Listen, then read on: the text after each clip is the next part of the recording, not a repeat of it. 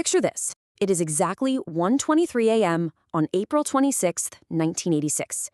We're standing deep inside reactor number 4 of the Chernobyl Nuclear Power Plant in the Soviet Union. The air is thick with tension.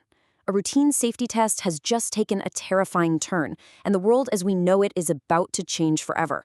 Welcome to this explainer on Beyond Limits, where today we are unraveling the dark, step-by-step anatomy of the world's worst nuclear disaster.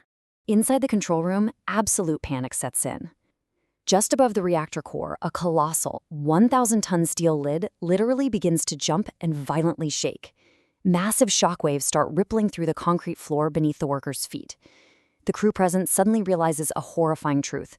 The nuclear reaction within the core is completely, irreversibly out of control. In a desperate, final bid to save the facility, a worker slams the emergency shutdown button. But instead of halting the reaction, that single fateful press actually triggers an earth-shattering blast. The reactor is instantly engulfed in flames, blasting highly lethal radioactive materials straight into the night sky. Now, to put the sheer, unimaginable scale of this explosion into perspective, this single event released radioactive fallout equivalent to 400 Hiroshima atomic bombs. Let that sink in, 400. Radioactive rain would soon be falling over the UK, and toxic dust would ultimately settle everywhere from Spain to Sweden. But you have to wonder, how exactly did one of the Soviet Union's most advanced power plants fail so catastrophically? Part 1. Anatomy of a Nuclear Core. To truly understand this failure, we have to look under the hood. The core mechanics of this RBMK 1000 reactor are actually surprisingly simple if you just think of them like driving a car. The uranium fuel is your engine. To speed up the nuclear chain reaction, the reactor uses graphite blocks as a moderator, so this is your gas pedal. To slow things down, they use control rods made of boron, which is an element that absorbs neutrons perfectly. These are your brakes. You push the graphite in, the reaction speeds up. You drop the boron rods in, the reaction stops. Pretty simple, right? Well, during their scheduled safety test, the operators encountered a phantom problem. As they tried to reduce the reactor's power, it plummeted completely out of their control, basically flatlining at just 30 megawatts. They had unknowingly fallen victim to something called xenon poisoning. You see, xenon-135 is a natural byproduct of nuclear fission, and it loves to eat up neutrons. Because the reactor's power was running so incredibly low, this xenon didn't burn off like it usually would. Instead, it accumulated in the core, acting like a giant invisible brake pedal that the workers simply couldn't see. Part 2. Countdown to the explosion. Confused, exhausted, and under immense pressure from their bosses to complete this test, the shift supervisor started making a series of highly reckless decisions. At 1 a.m., to fight off this invisible xenon poisoning and force the power back up, he ordered the workers to start pulling the control rods out of the core. By 1:19 a.m., this sudden surge in power caused the cooling water to actually boil into steam, and this created a deadly, unstoppable positive feedback loop. The steam stopped cooling the reactor, which made the reaction run hotter and faster, which then burned off all that xenon that had been holding it back. In their desperate scrambling attempt to force the power back up, they violated the absolute most critical safety protocol in the entire handbook. Out of 211 control rods, they left only 8 inside the core. The mandatory absolute minimum required for safety was 15. The reactor was now running completely naked. It was essentially a runaway train with no brakes, hurtling full speed toward a catastrophic power surge.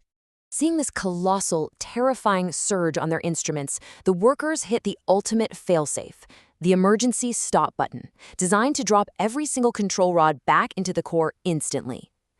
But here's the haunting question. Why did the very button designed to save their lives become the literal trigger that detonated the entire reactor?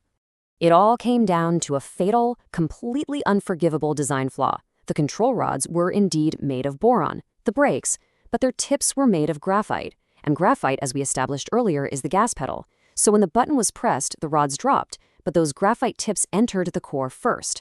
For a fraction of a second, instead of hitting the brakes, the reactor effectively slammed on the gas. The power spiked to an absolutely unimaginable 33,000 megawatts. The core instantly melted, and successive blasts blew that 1,000-ton lid straight into the night sky. Part 3. Heroes who saved Europe. Now, the immediate explosion was devastating, sending over 100 radioactive elements into the atmosphere.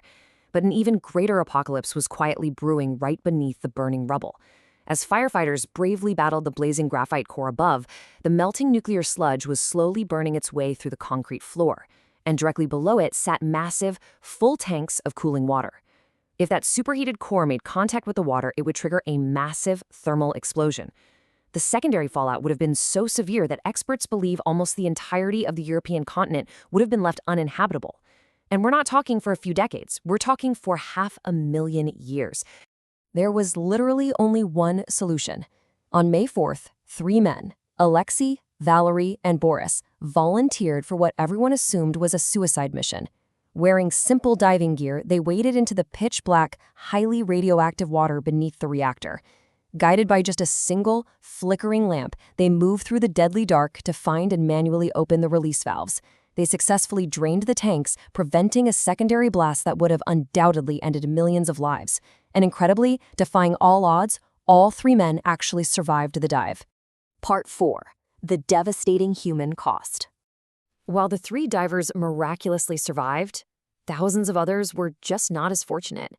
As 28 of the initial firefighters suffered acute radiation sickness and tragically died within months, the Soviet Union actually tried to wrap the entire disaster in a veil of Cold War secrecy.